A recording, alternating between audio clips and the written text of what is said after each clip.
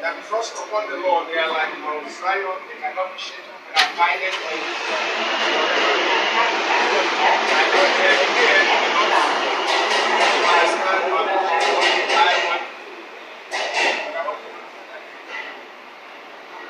God of Abraham, Isaac, has created and made perfect and like they are a man, woman, and a woman.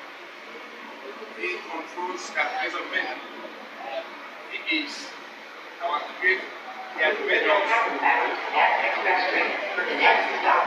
to glorify Him. So what thank God?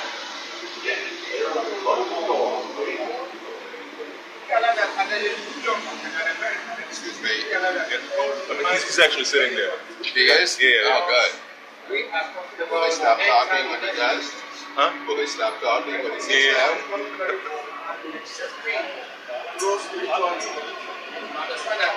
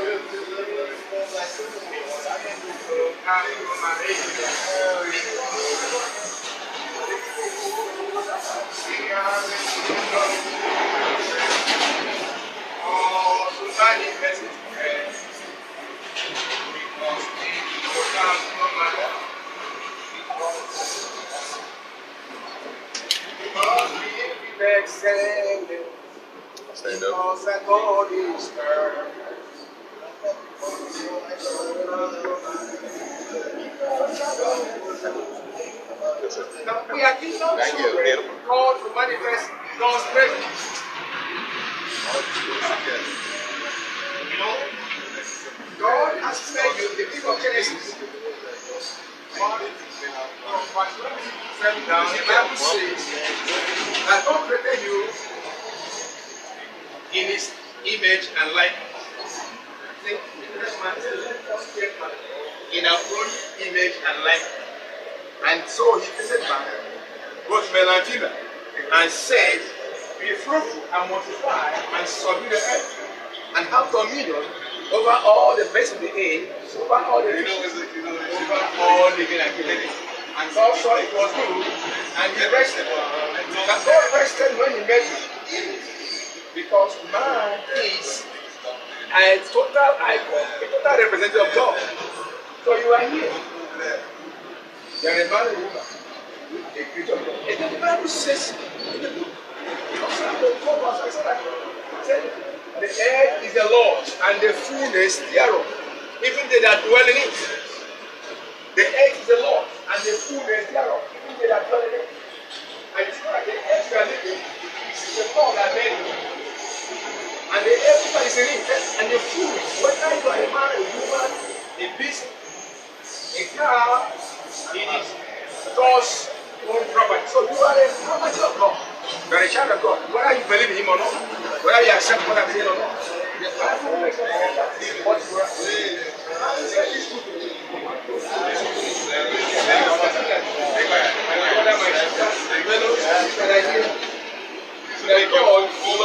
God wants you to understand Him. They say that they are still all that pertains to life and to godliness. It's not like each day. What do we look at? That is what concerns the life. That is what pertains to life. But we do not, we never understand that pertains to godliness. But the Bible says that we must marry the truth for him to be a true child of God. Godliness is by our one being able to realize on a daily basis that we need to follow God step by step. Godliness has to do with your understanding of who God is and living in the pattern of God's way of life. God is love. You know, He is true. He is faithful. He is not a liar. No one has no God is faithful. He is consistent in His way. He is holy. That's another character we need to know about Him. God is a holy God. Everything that God does, everything holiness, without which no man can see the Lord. Holiness is a part of the faithfulness and the word of God. So everything and everywhere God is operating, He must be operating in a holy place. So come on to Mount Zion, where I grew up, the place of holiness, the place where I come and work in and His way. So God is gracious, merciful, He's awesome, mighty, great in battle. And so when we are His children, we need to also walk along that path. Say, come unto me, all ye that are lying. Jesus was saying, come unto me, all that are lying. Everybody says, how will we be rest? We have a lot of bodies that we carry.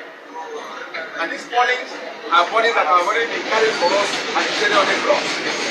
When we decided to carry the body as a load, He said, this body, drop those loads, come to me. Take the rest. Christ is our Redeemer.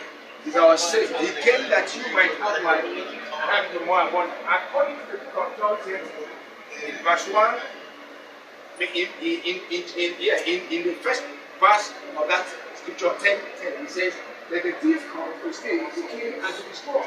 The people don't say that. He said, I have come that you may have life and have it in more abundance.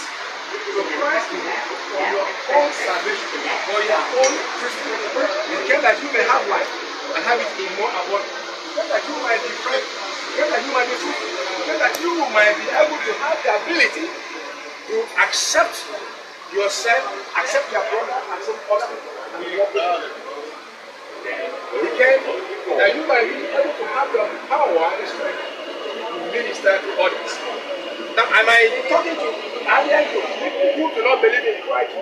And my message this morning is to make you understand that whether you appreciate it or not, whether you like it or not, God created you. He also has set a pattern for you.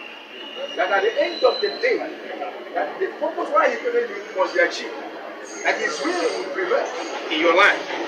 Many of us are going to have permissive will of God. But God has had a perfect will for you. The perfect will that at the end of the day, no matter which way you go, you come to Him and stay up with Him in heaven. And not to go on the other way to die in a carcass way. Like the people of that, people said that the thief comes to steal, to kill, and destroy. Who is the thief? Satan. And his company. Right from the beginning, he had been thief. Right from the beginning, he had been a thief and a rogue.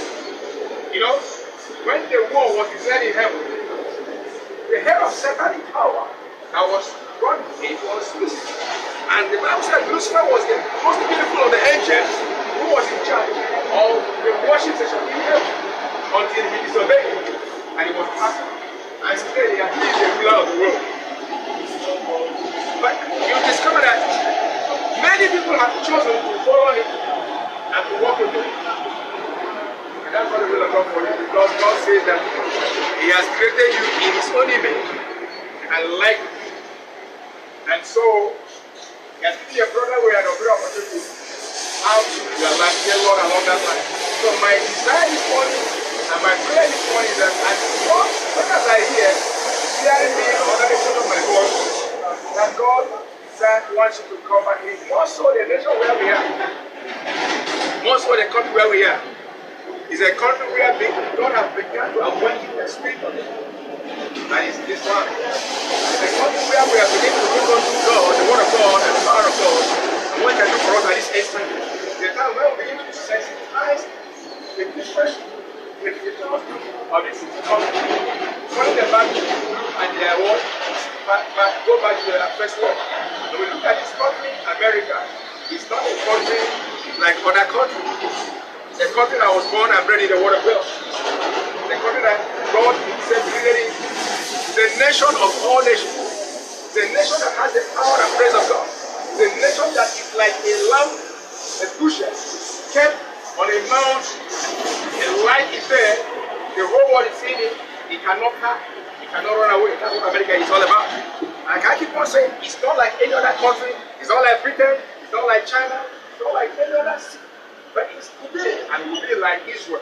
Because that is the only two nations that had, you can trace their root in the scriptures. Now, what am I trying to say? God is about to do a new thing in this part of the world. But as many as are thinking that this is a country where they are coming to be their structure, to destroy what God has done, I'm telling you, it will not work. Because God is at work right now. I'm glad yesterday I was watching, but I had 2 days of rest. I took time to reflect and do so many things concerning what we are doing. Right now, you know, the Congress, before they meet, oh my God, they sit down and pray together. They gather hands together and pray to get back to the God of Abraham, Isaac, and Jacob. Of course, you can understand that it's going to be a normal process in the White House. Every day there is always worship. So that's something we have prayed for over the years, and we're asking God. This nation is a nation we have prayed. For me, before I came to America, God revealed to me that this is a nation of gold. That's how God revealed to me America anyway. From 3 years ago. No. From more than that, because I was ready to spend 10 years here. Well, as far back as 1986, when I was a student in School of Mission, one early morning I was doing my quiet time and I was in the rush. And the Lord began to talk to me about this place. That was way back in 1986. And so, friends and folks, there's nothing that can be impossible with our God. And I'm so sure that by faith, I agree that as many as are here who do not even appreciate what we are doing and what God is doing, God will turn you around. We need to let you see that the Bible is free today and that the Bible is being translated and being fulfilled in our own generation. But that's what I expect against America. So my brother, my sister, listen to me and you see the word of God. Because at the end of the day, that's the only thing that can keep you and strengthen you. When what is going to happen is going to happen. Prophetically, you see, the nations are really expanding and there's a lot of shift going on a daily basis. And the word of God was being fulfilled because it's being fulfilled in my own life. All that the prophetic utterance about my life as long back as 1978 is being fulfilled. And so, if it's fulfilled in my life, I know also the life of the nation.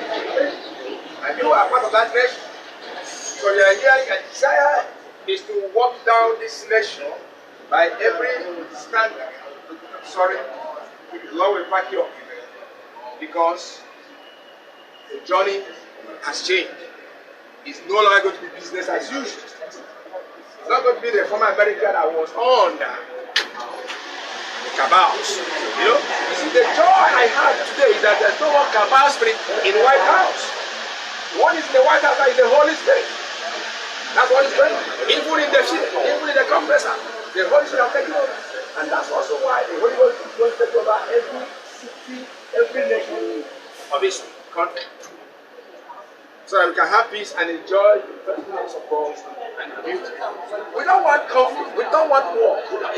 Even if the war comes, God will teach us and tell us how to wear the war. When you look at the scriptures, He fought wars for men and who actually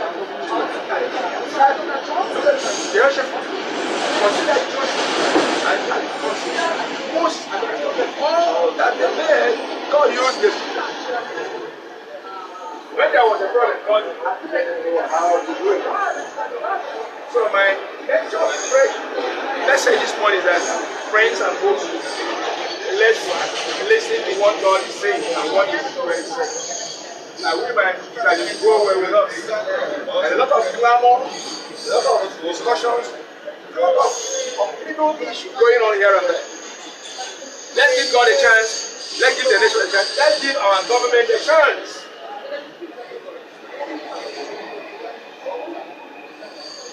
This country has come a long way. I'm glad I'm joining it at the time. It is the law. Over the years, when I used to be in my country, Nigeria, in my city, he said, normally friends will just come to me. If I know you the following day, they've gone to America. No? If I know it, where are you? Over the years,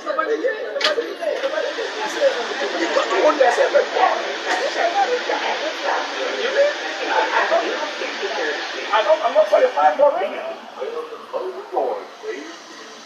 See, but I saw that there is an appointed time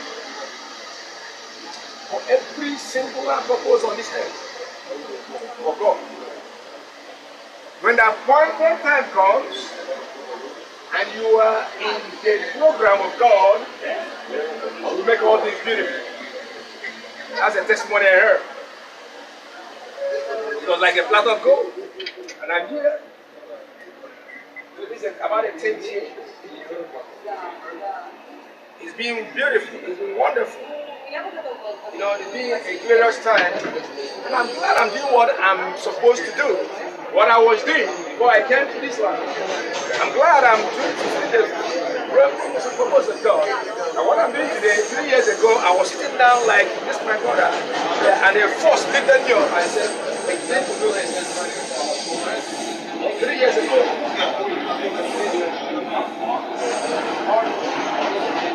Recently, God shifted me out and relocated me. And God used to be there from before. I was used to eat. The friend, the John friend, and the rest of them. The J friend, the A friend. The man that was a sheep. And I began to realize that there's a purpose why God is sheep. So may the Lord be praised. In your home, in your life, in this nation, and in our leader. Our desire today is take time to pray for our leaders because they need our prayer on a serious note. You know, no one can win a war or make a breakthrough as a leader if he doesn't trust the Lord.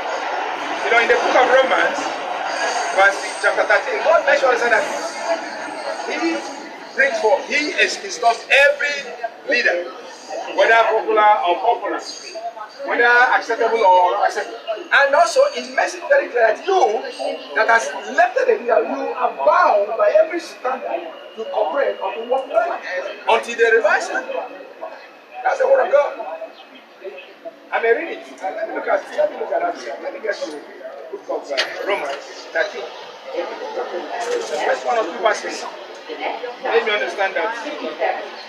God is in fact, they are the shepherd. They are the shepherd of the Lord. A leader, whether he is the principal, whether he is your supervisor, whether he is your manager, whether he is the president, whether he is the governor, whether he is the mayor, whether he is, you know, anywhere, any leader is operating at any point in time, God, let it possible so. Whether he's popular or not, you need 100% allegiance to that leader until otherwise happens. So Romans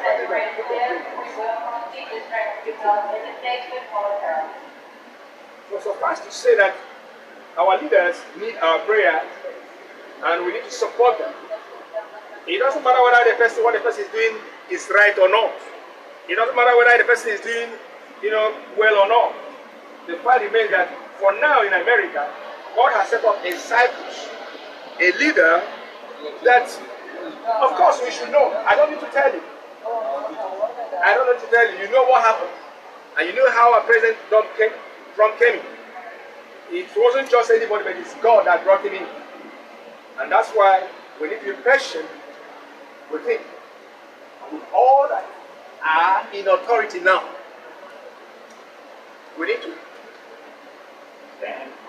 let every soul be subject unto the higher powers. Well, there is the power, but of God. The powers that be are ordained of God. Now let me read that again. The book of Romans 13 from verse 9 says, let every soul be subject unto the higher powers. For there is no power but of God. The powers that be are ordained of God. So whosoever therefore resisted power, resisted the ordinances of God, and they that resist shall receive to themselves damnation.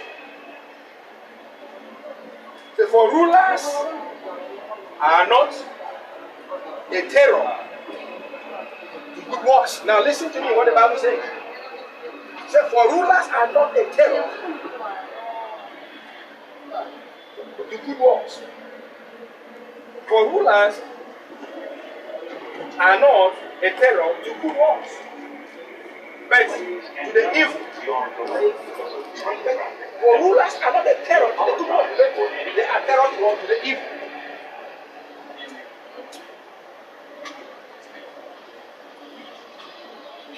I say, but to the evil. Say, will thou then not be afraid of the power to do that which is good, and thou shalt have praise of the same.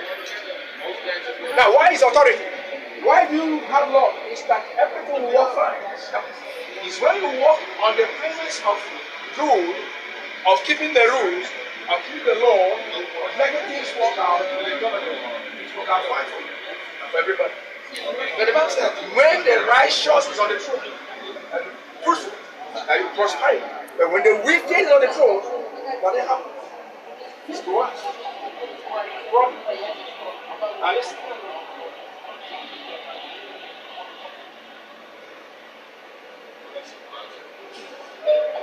For he is the minister, listen to me. It says, for he is the minister of God.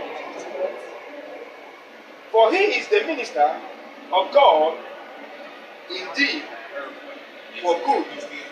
But if thou do that which is evil, be afraid, for he heareth not the sword in vain.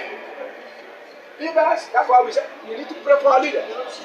God has given the rock, the sword, mostly to deal with evil things and evil men and evil situations. Hello? Hello? You have the atom bomb, you have the nuclear key. It's not meant for just anything anyhow. It's meant to deal with evil things and evil men and evil people. Okay? So it says,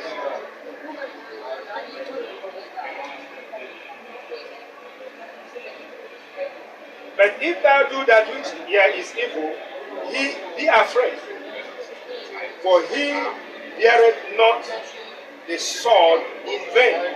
For he is the minister of God, a revenger execute wrath upon him that doeth evil. So when the president opens up and deals with maybe a country, like he had just there with as you, he did it from what he understands from the passage of the word of God. And so there may be criticisms all over. You don't understand what is going on spiritually. That's the problem. That's why we are talking about go and study the word of God. Go and read the Bible. Go and read the Bible. Every American should go and read the Bible because that is the victory of their life. Whether you believe it or not, or whether you like it or not, that's the teaching of their life. You see, everything will end up here, not in that thing you think you are.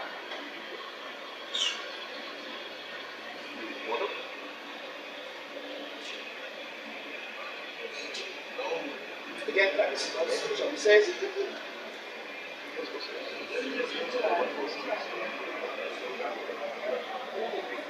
all right, it says,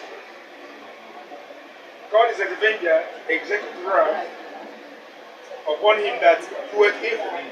5, he says, wherefore you must need